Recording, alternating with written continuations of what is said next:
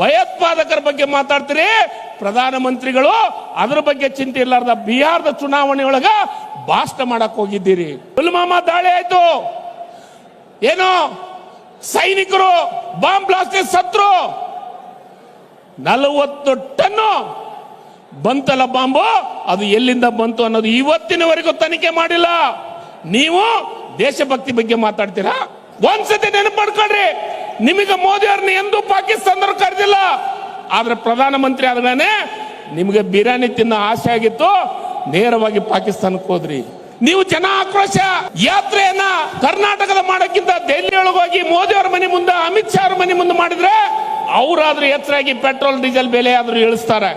ಅದಾನಿ ಅಂಬಾನಿ ಕೊಡಬೇಕು, ಅವರು ನೆಮ್ಮದಿಂದಿರ್ಬೇಕು, ಬಡವರು ಅವರ ಗುಲಾಮಗಿರಿ ಕೆಲಸವನ್ನ ಮಾಡಬೇಕು. ಜನರು ಕಷ್ಟದಾಗಿದ್ದಾರೆ, ಅದ್ರ ಬಗ್ಗೆ ಮಾತಾಡೋಲ್ಲ.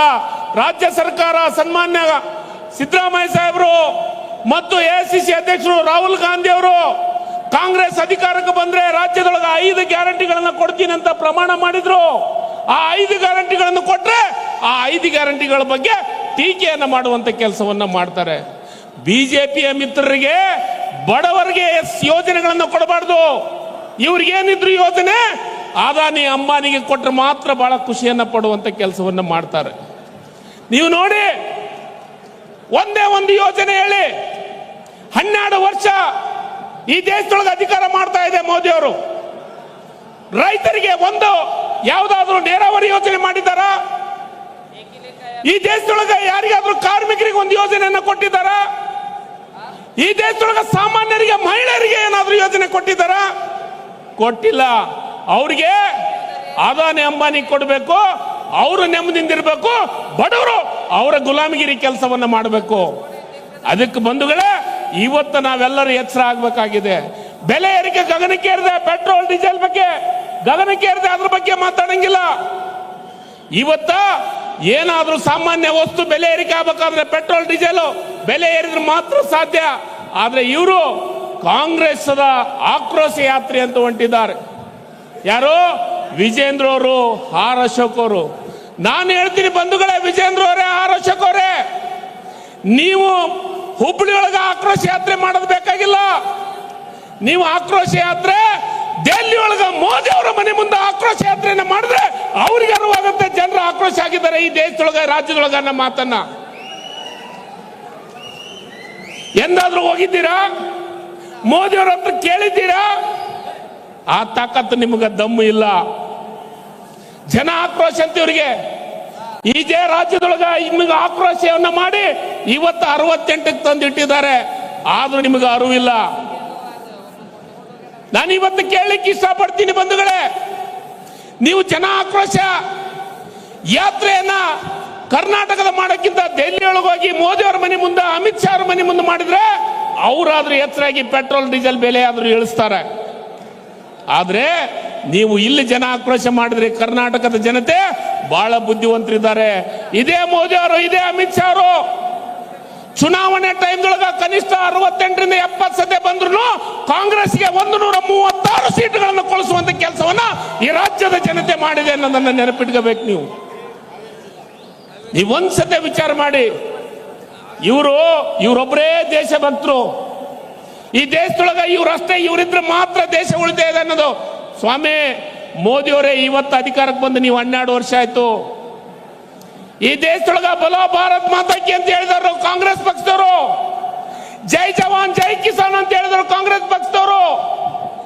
ಈ ದೇಶದೊಳಗ ನೀರಾವರಿಯನ್ನ ತಂದಿದ್ದು, ಡ್ಯಾಮ್ ಅನ್ನ ಕಟ್ಟಿದ್ದು, ರೈಲ್ವೆ ಸ್ಟೇಷನ್ ಮಾಡಿದ್ದು, ವಿಮಾನ ನಿಲ್ದಾಣವನ್ನ ಮಾಡಿದ್ದು ಕಾಂಗ್ರೆಸ್ ಪಕ್ಷದವರು. ಬಿಜೆಪಿ ಕೊಡುಗೆ ಈ ದೇಶಕ್ಕೆ ಯಾವುದೂ ಇಲ್ಲ.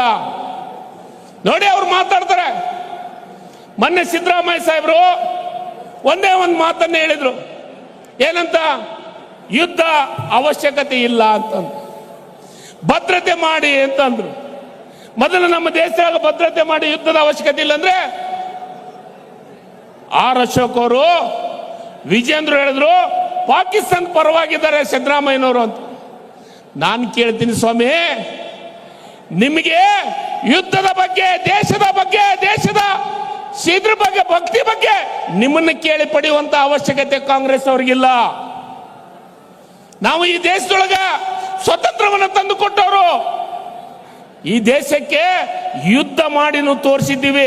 ನಿಮ್ಮಿಚರ ಬಿರಿಯಾನಿ ತಿನ್ನಕ್ ಪಾಕಿಸ್ತಾನಕ್ಕೆ ಹೋಗಿಲ್ಲ ನಾವು. ಒಂದ್ಸತಿ ನೆನಪು ಮಾಡ್ಕೊಳ್ರಿ, ನಿಮಗೆ ಮೋದಿ ಅವ್ರನ್ನ ಎಂದೂ ಪಾಕಿಸ್ತಾನದವ್ರು ಕರೆದಿಲ್ಲ. ಆದ್ರೆ ಪ್ರಧಾನಮಂತ್ರಿ ಆದ್ಮೇಲೆ ನಿಮಗೆ ಬಿರಿಯಾನಿ ತಿನ್ನೋ ಆಸೆ ಆಗಿತ್ತು, ನೇರವಾಗಿ ಪಾಕಿಸ್ತಾನಕ್ಕೆ ಹೋದ್ರಿ. ಮೊನ್ನೆ ಅಮಾಯಕರು 26 ಜನ ಸತ್ತಿದ್ದಾರೆ. ವಿರೋಧ ಪಕ್ಷದ ಎಲ್ಲ ನಾಯಕರನ್ನ ಸಭೆ ಕರೆದಿದ್ದೀರಿ. 26 ಜನ ಸತ್ತಿದ್ದರ ಬಗ್ಗೆ ನಿಮಗೆ ಚಿಂತನೆ ಇಲ್ಲ. ಭಯೋತ್ಪಾದಕ ಗುಂಡು ಹಾಕಿ ಸಾವು ಹೊಡೆದಿದ್ದಾರೆ.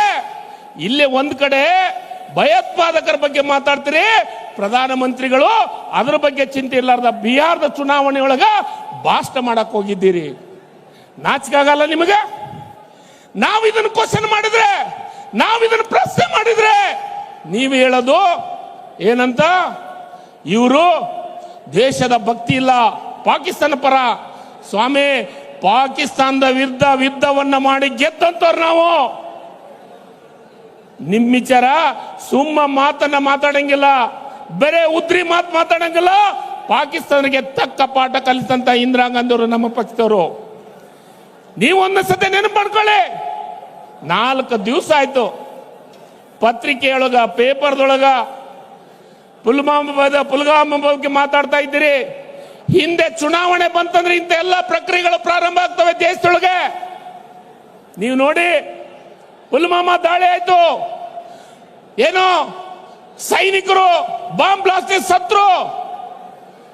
40 ಟನ್ನು ಬಂತಲ್ಲ ಬಾಂಬು, ಅದು ಎಲ್ಲಿಂದ ಬಂತು ಅನ್ನೋದು ಇವತ್ತಿನವರೆಗೂ ತನಿಖೆ ಮಾಡಿಲ್ಲ. ನೀವು ದೇಶಭಕ್ತಿ ಬಗ್ಗೆ ಮಾತಾಡ್ತೀರಾ? ಅದಕ್ಕೆ ಬಂಧುಗಳೇ, ಇವತ್ತು ನೀವು ಎಚ್ಚರ ಆಗಬೇಕಾಗಿದೆ. ಜನರು ಎಚ್ಚರ ಆಗಬೇಕಾಗಿದೆ. ಜನರನ್ನ ನಾವು ಎಚ್ಚರ ಮಾಡಬೇಕಾಗಿದೆ. ಕಾಂಗ್ರೆಸ್ ಪಕ್ಷ ಪ್ರತಿ ಒಂದು ವಿಚಾರದೊಳಗೆ ನಾವು ಜನರನ್ನ ಎಚ್ಚರಿಸುವಂತ ಕೆಲಸವನ್ನ ಮಾಡಬೇಕಾಗಿದೆ. ಬೆಲೆ ಏರಿಕೆ ವಿರುದ್ಧ ಮತ್ತು ಸಂವಿಧಾನ ರಕ್ಷಿಸುವಂತ ಕೆಲಸವನ್ನ ಮಾಡಬೇಕಾಗಿದೆ.